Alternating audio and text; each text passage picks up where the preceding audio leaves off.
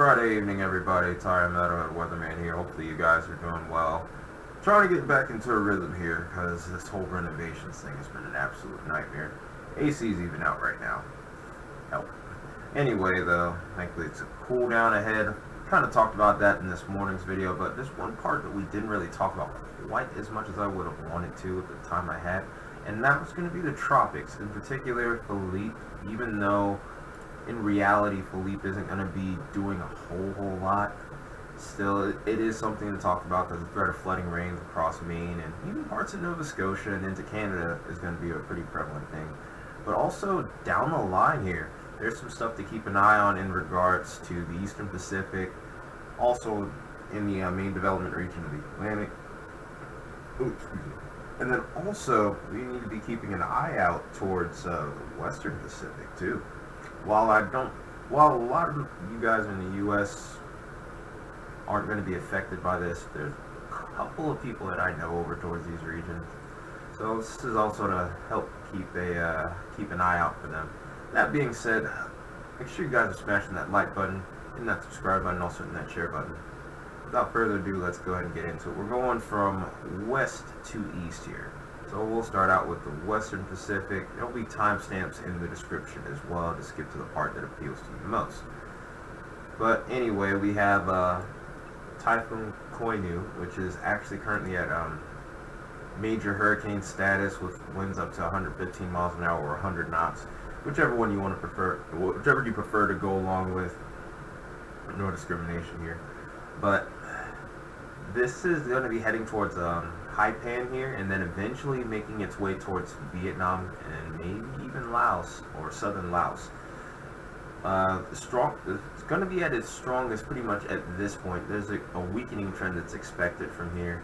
So as it's heading towards Haipan, we'll probably start to see this drop off.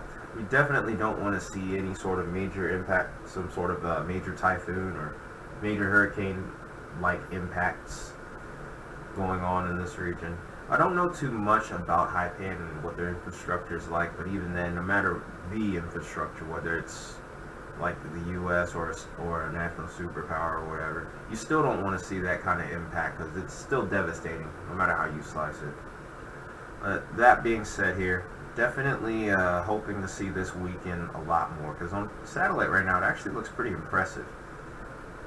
I'm interested to see what the spaghetti models have to show. Obviously we know the trek at this point, but there's still some discrepancy here between models that are kind of wanting to push this a little further in strengthening. It's a decent number of them, only a couple right now. But if this trend continues, that could be a bit alarming as time goes on. Eventually, though, it does seem like the general consensus is expecting this to weaken a lot within the next, let's say, 24, maybe 36, 48 hours. But also, this could be a little bit of a glitch going on because I see duplicate hours here too. So, might be a new update coming in. It's a little harder to keep up with this because, you know, the time zones and such make this a little bit trickier. But we're hoping that this goes on a weakening trend like a lot of these models are. We don't want to see this go up to here. But that being said, won't be able to do too much in the way of coverage here, but just a heads up for anyone that might end up having to watch it over towards this region. If you're over towards Haipan, Vietnam, Laos, you need to be keeping an eye on this because this is going to at least play some sort of factor in your week ahead, maybe next couple of weeks. Definitely the threat of heavy rain and high winds exists with this regardless of what intensity this will be at. Now as far as the rest of the Western Pacific here, both of these storms right now look like they're going to mainly be staying out to sea. It doesn't look like there's going to be any real land interaction here. It's just going to be in the ring of fire at this point. I'm going to actually go ahead and try to see if I can find a image here, a satellite image here. It's a little tricky considering that we're looking at an area where we don't tend to be able to get too much access to, and it looks like that unfortunately is the case. So we'll have to see what these end up doing. The one in the red has a pretty high chance of developing, greater than a 60% chance by our standards over here in our side of the world. And then this has less than a 40% chance of developing as it stands right now. Now, one thing I can do is I can take a look at the Eastern Pacific. So when we look at the Eastern Pacific right now, we have Tropical Storm Lydia, which is going to be a big player in the days to come, actually over here towards the U.S. in a little bit here. I'll get into why that is, and then there's another tropical wave behind it that's getting its act together quite nicely. You can actually even start to see some spin with this one. Both of these are going to be a key component in the weather ahead here. And then also they're going to be a factor for the western coast of Mexico, maybe even Mexico City here. So let's go ahead and get out our coin new, and then we're going to go ahead and take a look at Lydia now. Lydia is actually expected now to make it to hurricane status, and that's probably going to be by tomorrow morning. But interestingly enough, we need to look at her track and then what she does beyond that point. So we have this storm heading towards the western coast of Mexico, and then after that, the storm is going to fall into some wind shear here. It's going to be less favorable for this to hold itself together. But look at where these spaghetti models end up taking it. They end up taking it over Mexico completely, and then the remnants will end up in the one spot that we don't want to see them, the Gulf of Mexico. And I mean, we've been talking about it all year. This has not been a secret at all. But the Gulf of Mexico has been a hotbed as far as temperatures are concerned. And it hasn't changed. This is right where Lydia would exit out, or the remnants of Lydia. And sea surface temperatures that are about 30 degrees Celsius. So in translation, basically about 87, 89 degrees. Put it in perspective for you. Usually optimal temperature for a tropical development starts at about 80 degrees. So this right here is almost like jet fuel for this storm. If this gets all the way out back to the Gulf, you need to be watching this very closely anywhere along the Gulf Coast, whether you're on the east coast of Texas all the way towards Florida, because we have no idea where this is going. It's still a long ways out, but you need to be ahead of the game here. Crazy storms can happen in October, and this is a prime setup for it. In fact, if I remember correctly, I think Adalia did a similar thing. It was the remnants of a storm that was off towards the Eastern Pacific. It ended up slipping its way onto the Gulf, on through Mexico, and then into the Gulf. And then we had Adalia, which was a major hurricane at landfall. It was Category 4, and did a lot of damage. So let's make sure we're on point here, and keeping on our P's and Q's so that way we don't have another situation as such. That being said, though, still a lot of questions when it comes to Lydia still, so this isn't set in stone. This is still very far out. You can see what the track is looking like right now. As time goes on here, from what I'm seeing here, I can kind of expect the forward speed to increase a bit, because one thing that you can always make note of is the fact that when it crosses over land, it's going to weaken. It's almost always going to weaken. And to see this start to ramp back up the strength by 84 hours means that this is going to be moving at a pretty good clip once it starts to make its turn. Right now, it looks like it's almost stationary at this point. And then, as far as the intensity models, here's another version of the graph to look at here. But definitely need to be on the lookout here. We could see a major hurricane if things play out as I had mentioned before. Like I said, a lot of uncertainty still lies with that, but nonetheless, though, it's definitely something that we need to be watching with extreme. I can't get the word out, but we need to be watching this extremely closely. It goes without saying. But this other tropical wave, if we actually zoom in on this, it's a pretty similar deal. You have to be watching this, and if you actually look at the track here, it's pretty identical. This even may make a close pass to Mexico City. I don't expect this to strengthen into anything significant while in the Eastern Pacific, but if this comes towards the Gulf of Mexico, this could also be a problem. It's going to be in that exact same sector we're talking about, where those really warm ocean sea surface temperatures exist. And the further south this goes, that becomes an even bigger problem. So let's just hope that neither one of these make it here, but if we do, we need to be on guard all throughout the Gulf Coast. It's not the time to be messing around. Like I said, hurricane season ends November 30th. It does not end on October 6th. Excuse me, wow, August. But it's October 6th, so we're not done. Let's pay attention here. But now that we've gotten past that, let's look towards Philippe. Philippe is not a super impressive looking storm at this point, to say the least. Post-tropical now. The structure is completely falling apart now. You literally could see the two sides of the storm just saying, I'm done.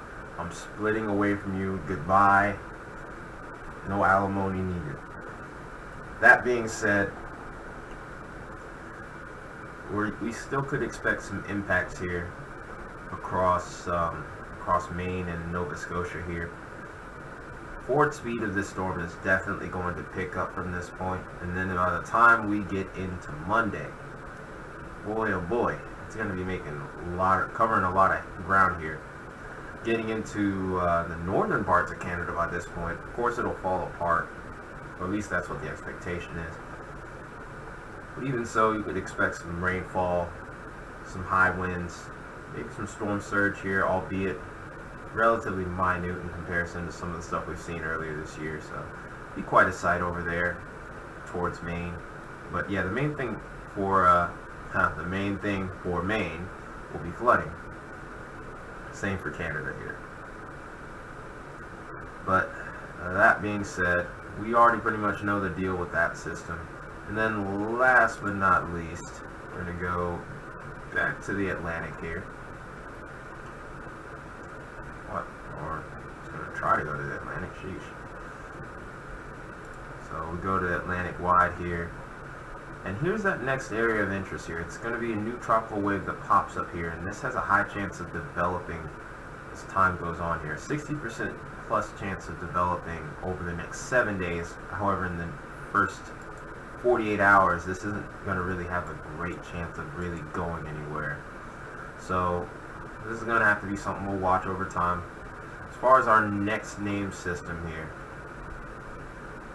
next name system after Lydia will be Max, and then over towards where we are in the Atlantic, next name would be Sean. So we'll be keeping an extra close eye on these regions here. And then just to recap over the Western Pacific, we have this area, 97W, not much of a chance of it developing over the next 24 hours. 98W, different story, very high likelihood of it developing. So we'll have to keep an extra close eye on that. Anyway though, let's go ahead and look at the wind patterns for our parts of the world here towards the Eastern Pacific, Western Atlantic. Wind shear is going to be pretty dominant for the most part, but what I want you to really pay the most attention to is this feature that's going to be hanging around over here, just off the Yucatan here. We have a high pressure here, and this is what's actually going to end up capturing Lydia and that following tropical system that's likely to become Max. It's going to end up pulling these in a little bit more of a easterly direction here, and then as a result, this is going to end up putting it into the Gulf here. And the thing is, the wind shear does kind of lighten up here, and that is a bit concerning to me because that could give these storms an opportunity to strengthen if this plays out. Like I said, it's very far off still at this point, but if things can get organized, we could have a big problem with this.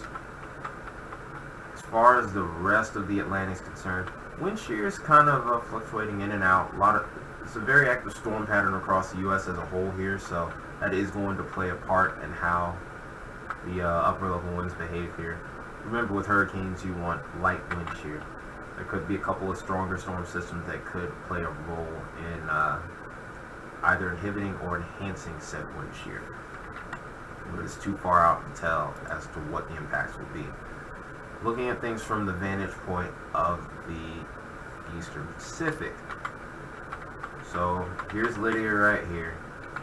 Takes a little bit of a jog out west, and then eventually, like I said, gets caught by that ridge. Some high pressure right here ends up hanging out over Mexico and ends up pulling her in. And then before we know it, we're over here towards the Yucatan, into the Gulf possibly even, or the Caribbean, where waters are really warm. And then from that point, it's a mystery as to what happens from there. Best case scenario is it ends up just coming apart over Mexico into complete nothingness, and we don't have to worry about this storm any further. But it could very well be the opposite of that, and we could be looking at another, or maybe one, or maybe even two big storms. Let's hope that, like I said, hoping that's not the case, but if so, we'll be keeping updates on this channel and making sure that everyone is up to date on the latest. Like I said, definitely need to be keeping an eye on anything that is going on over here towards the western half of the Gulf here, where the waters are warmest. Anywhere in the 29s, or where you see the 29 degrees Celsius area, definitely need to look out for that too. Pretty much anywhere across the Gulf right now, Caribbean, that's not where we want to see a tropical system at all at the moment. So let's make sure we're just keeping up with the channel, or just keeping up with updates in general. It doesn't really matter where you get them. Just make sure you're staying up to date and keeping others up to date as well. That being said, it's the end of this video. I've rambled plenty. But it's been Tire Metalhead Weatherman. I hope you guys enjoyed the video. You found it useful. Again, smash the like button, hit the subscribe button, and the share button. Also, any questions or comments, I'll see what I can do with answers. But that being said, I will see you guys tomorrow. Until then, take care and have a good start to your weekend.